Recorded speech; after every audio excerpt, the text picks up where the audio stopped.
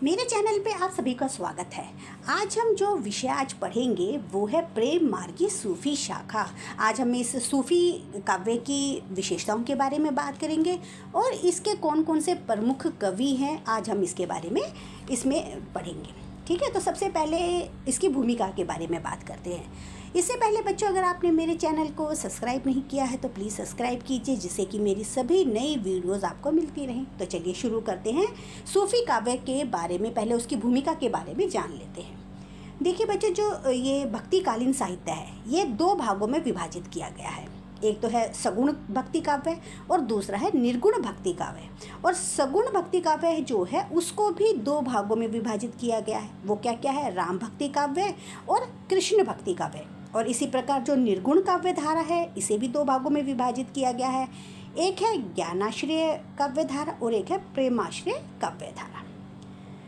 लेकिन बाद में इसकी विशेषताओं को आधार बनाकर डॉक्टर राम कुमार वर्मा जी ने इन्हें अलग अलग नाम दिया। उन्होंने क्या नाम दिया? उन्होंने जो ज्ञानाश्रय काव्य धारा है उसे संत काव्य धारा का नाम दिया और प्रेमाश्रय काव्य धारा को उन्होंने सूफी काव्य धारा का नाम दिया। यानी कि ये जो इन्होंने नाम का परिवर्तन किए थे ये डॉक्टर राम कुमार वर्मा जी ने दिए थे।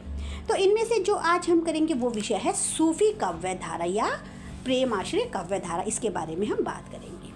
तो सबसे पहले हम इस काव्य धारा के विषय में कुछ तथ्य जान लेते हैं। देखिए बच्चों, इस काव्य धारा के जो अधिकांश कवि थे वो सूफी थे, इसलिए जो है इन काव्य धारों को सूफी काव्य के नाम से जाना जाता है। इन कवियों ने प्रेम का आश्रय लेकर ईश्वर को प्राप्त करने का प्रयास किया, इसलिए इन्हें प्रेमाश्रय काव्य धारा के कवि भी कहा जाता है, क्योंकि इनका जो प्रयास था वो था कि प्रेम के माध्यम से हम ईश्वर को प्राप्त कर सकते हैं, इसलिए इन्हें प्रेमाश्रय कवि भी कहा गया। अब देखिए सूफी जो शब्द है उसका निर्माण कैसे हुआ। देखिए सूफी शब्द का निर्माण सूफ से बना है, जिसका अर्थ होता है सफ़ेद ऊन का। यानी कि जो सूफी लोग हैं वो सरल जीवन यापन किया करते थे और मोटे ऊन के कपड़े पहनते थे, इसलिए ऐसे मुसलमान संत जो थे वो सूफी काव्य कहलाए। कुछ विद्वानों का यह मानना है कि जो सूफी शब्द है उसका संबंध यूनानी शब्द सोफेस से है, जिसका कि अर्थ होता है बुद्धिमान या ज्ञान का प्रतीक। लेकिन जो आचार्य रामचंद्र जी हैं उनका ये मानना है कि जो सूफी शब्द है वो सफ़ा शब्द से लिया गया है। और सफ़ा शब्द का क्या अर्थ होता है? सफ़ा का अर्थ होता है मजार के सामने बना हुआ एक चबूतरा, और इस चबूतरे की सबसे आगे की पंक्ति में बैठने वाले जो मुस्लिम संत थे वो सूफ़ी कहलाए। तो इस प्रकार सूफ़ी शब्द का अर्थ जो है वो अलग अलग विद्वानों ने अलग अलग शब्दों में दिया है। अब हम बात करते हैं इसके प्रमुख कवियों की। देखिए इसका जो सबसे प्रमुख कवियों में है, पहला जो नाम लिया जाता है वो है मुल्ला दाऊद। मुल्ला दाऊद जो है वो फिरोज़ शाह तुगलक के समकालीन थे। इनकी जो रचना थी वो थी चंद्रयान जो है वो इनकी बहुत ही प्रसिद्ध रचना मानी जाती है। और जो डॉक्टर राम कुमार वर्मा जी हैं उन्होंने प्रथम सूफी काव्य ग्रंथ इसे स्वीकार किया है। इसके जो अगले कवि हैं वो कौन से हैं? कुतुबन। देखिए इनकी जो एकमात्र काव्य रचना थी वो थी मृगावती इनकी एकमात्र काव्य रचना थी। इस रचना में इन्होंने चंद्रनगर के राजा गणपति देव के पुत्र राजकुमार और कंचन पुत्र के राजा रूप मुरारी की कन्या मृगावती के प्रेम की कथा का इन्होंने इस रचना में वर्णन किया है। अगले कवि हैं उनका नाम आता है मंझन। देखिए जो इनकी जो प्रसिद्ध रचना थी वो थी मधुमालती। इस रचना में इन्होंने महारस नगर के राजा विक्रमाराय की पुत्री मधुमालती के प्रेम की कथा का वर्णन किया है। इन्होंने अपनी रचना में मधुमालती नाम की जो उनकी पुत्री थी उसकी प्रेम का वर्णन किया है। अगला जो नाम आता है सामने कवि में वो है उस्मान। इनकी चित्रावली नामक प्रेम काव्य की इन्होंने रचना की थी। इसमें इन्होंने संयोग और वियोग श्रृंगार का सुंदर वर्णन किया है। अगली जो नाम आता है कवियों में वो है शेख नवी। इन्होंने ज्ञानदीप नामक एक प्रेम काव्य की रचना की थी। इसमें इन्होंने राजा ज्ञानदीप और रानी देवयानी की प्रेम कथा का इन्होंने अपने उसमें वर्णन किया है। अगला जो कवि सामने आते हैं वो है कासिम शाह। इन्होंने हंस जवाहिर नामक प्रेम काव्य की रचना की थी। इन्होंने यह रचना जो है वो फारसी में की थी। इसमें इन्होंने बालक नगर के शासक बहुराम शाह के पुत्र हंस और चीन देश की राजा आलम शाह की पुत्री जवाहर की जो प्रेम कथा थी उसका इन्होंने अपनी रचना में इन्होंने वर्णन किया है। इसीलिए उसी के नाम पर इन्होंने अपनी रचना का नाम, अपनी जो ये रचना इन्होंने की थी उसका नाम था हंस जवाहिर। अगले जो कवि हैं वो है नूर मोहम्मद। इन्होंने 2 काव्यों की रचना की थी। वो कौन कौन सी थी? इंद्रावती और अनुराग बांसुरी। इनके ये 2 काव्य काफ़ी प्रसिद्ध हैं। अगले जो कवि सामने आते हैं वो है असाइद। इनके द्वारा रचित जो प्रसिद्ध ग्रंथ है वो है हंसावली। जो डॉक्टर नगेंद्र थे इन्होंने असाइद को प्रथम सूफी कवि स्वीकार किया है।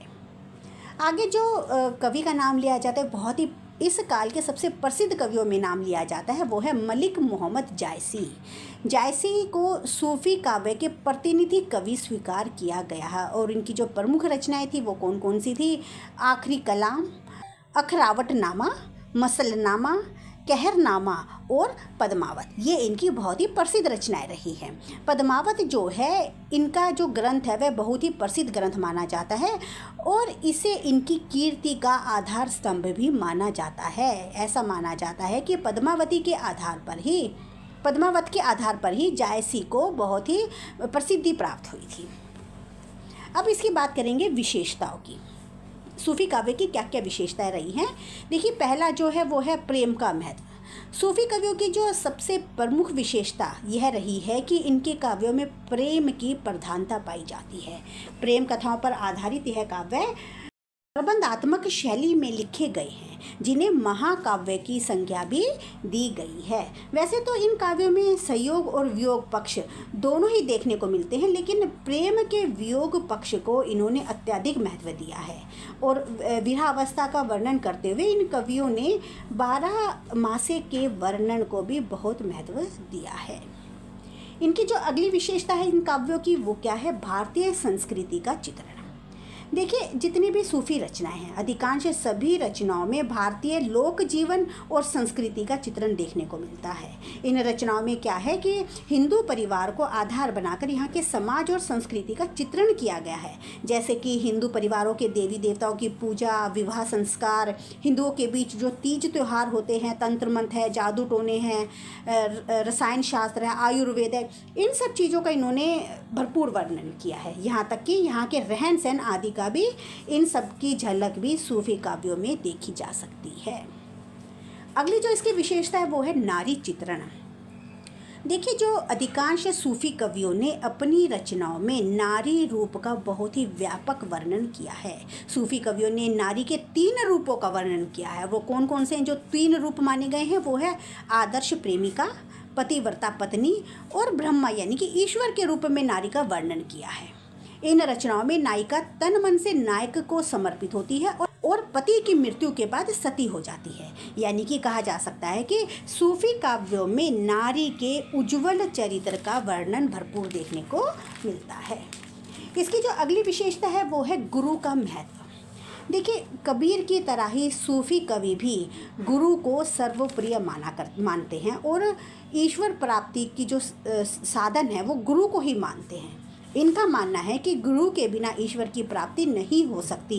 गुरु ही हैं जो उनकी ईश्वर प्राप्ति में मदद करते हैं और इनके मार्ग की प्रत्येक बाधा को हर लेते हैं। इसलिए जो सूफी कवियों ने गुरु को अपने काव्यों में बहुत ही विशेष महत्व दिया है, क्योंकि वो गुरु को ही ईश्वर प्राप्ति का जरिया मानते हैं। अगली जो इसकी विशेषता है वो है शैतान की कल्पना। देखिए, जो सूफी काव्य हैं उनमें कल्पना के रूप में एक शैतान को शामिल किया गया है। और वो शैतान क्या है? शैतान किसे कहा गया है? इनको माया को, जो परमात्मा से मिलने में बाधा उत्पन्न करता है। यानी कि जो शैतान का दर्जा दिया है इन्होंने काव्य में, वो किस चीज़ को दिया है कि उस माया को जो ईश्वर से प्राप्ति में यानी परमात्मा से प्राप्ति में बाधा उत्पन्न करता है, उसे इन्होंने शैतान का दर्जा दिया है। साथ ही सूफी काव्य यह भी मानते हैं कि अगर हमें शैतान से छुटकारा प्राप्त करना है तो गुरु की कृपा हमें प्राप्त करनी ही होगी। यानी कि गुरु की कृपा से इस बाधा से मुक्ति पाई जा सकती है। अगली जो इसकी विशेषता है वो है प्राकृतिक चित्रण। सूफी कवियों ने प्राकृतिक चित्रण में विशेष रुचि दिखाई, क्योंकि सूफी कवियों ने अपनी काव्यधारा में प्रकृति को खुदा की अभिव्यक्ति माना गया है। प्रकृति इन कवियों के संयोग और वियोग दोनों अवस्थाओं के वर्णन में सूफी कवियों का आधार रही है। इसलिए कहा जा सकता है कि सूफी काव्यों में प्रकृति का विशेष स्थान पाया जाता है। आगे जो इसकी विशेषता है वो है मसनवी शैली। देखिए, जो सूफ़ी काव्य रचनाएं हैं वे मसनवी शैली में लिखी गई है। मसनवी शैली में क्या होता है कि इस शैली में सर्वप्रथम अल्लाह की स्तुति की जाती है, इसके बाद हजरत मोहम्मद शाह और उसके सहयोगियों का गुणगान किया जाता है। इन कवियों ने मुख्य रूप से फ़ारसी मसनवी शैली अपनाई है। इस शैली में जो कथा है वो सर्गों में विभक्त ना होकर लगातार चलती रहती है। इसके अतिरिक्त इन शैलियों में सारा काव्य जो है वो एक ही छंद में लिखा जाता है, किंतु सूफ़ी कवियों ने दोहा चौपाई के रूप में 2 छंदों का प्रयोग किया है। यानी कि जो इस शैली में प्रयोग किया जाता है, इस शैली में क्या है कि एक ही छंद का प्रयोग किया जाता है, लेकिन सूफ़ी कवियों ने इसमें थोड़ा सा परिवर्तन कर 2 छंदों का प्रयोग किया है। इसके बाद जो विशेषता है वो है रस योजना। देखिए, सूफी काव्य में श्रृंगार और वीर रस का वर्णन भरपूर देखा जाता है। सूफी काव्य जो है वो प्रेमाख्यान काव्य है, इसलिए इनमें श्रृंगार रस भरपूर देखा जाता है। लगभग सभी कवियों ने अपनी अपनी रचनाओं में नायक नायिका के मिलन के माध्यम से संयोग श्रृंगार और बिछड़ने पर वियोग श्रृंगार का इन्होंने वर्णन किया है। श्रृंगार रस के अतिरिक्त कहीं पर वीर रस की भी वर्णन देखने को मिलता है। जब नायक नायिका की रक्षा के लिए आता है या अपने पिता की सहायता के लिए दूसरे राज्य से युद्ध करता है, तो ऐसी स्थिति में वीर रस का प्रयोग किया गया है। इसके अतिरिक्त करुणा रस, वीरभत्स रस, इनका भी भरपूर वर्णन इनके काव्यों में देखा जा सकता है। अगला जो इनकी विशेषता है वो है भाषा, छंद व अलंकार। देखिए, सूफी काव्यों की जो भाषा है वो कौन सी है? अवधी भाषा में इन्होंने ज़्यादातर अपने काव्य की रचना की है। इसके अतिरिक्त देशज और अन्य क्षेत्रीय बोलियों के शब्द भी प्रयोग किए हैं। अगर छंद की बात की जाए तो सूफी रचनाएं जो है वो दोहा चौपाई छंदों में लिखी गई है। कहीं कहीं सवैया, कवित आदि छंदों का प्रयोग भी इनके काव्यों में देखने को मिलता है। अब इसके साथ ही अगर अलंकार की बात की जाए तो उपमा, यमक, श्लेष, अन्योक्ति, समासोक्ति, रूपक, उत्प्रेक्षा, अनुप्रास आदि इन अलंकारों का प्रयोग भी इनके काव्यों में भरपूर देखा जा सकता है। तो बच्चों, ये तो था सूफी काव्य की विशेषताएं। मैं आशा करती हूँ कि आपको मेरी ये वीडियो पसंद आई होगी। अगर बच्चों आपने मेरे चैनल को सब्सक्राइब नहीं किया है तो प्लीज़ सब्सक्राइब कीजिए, आप इसे लाइक शेयर कीजिए। धन्यवाद।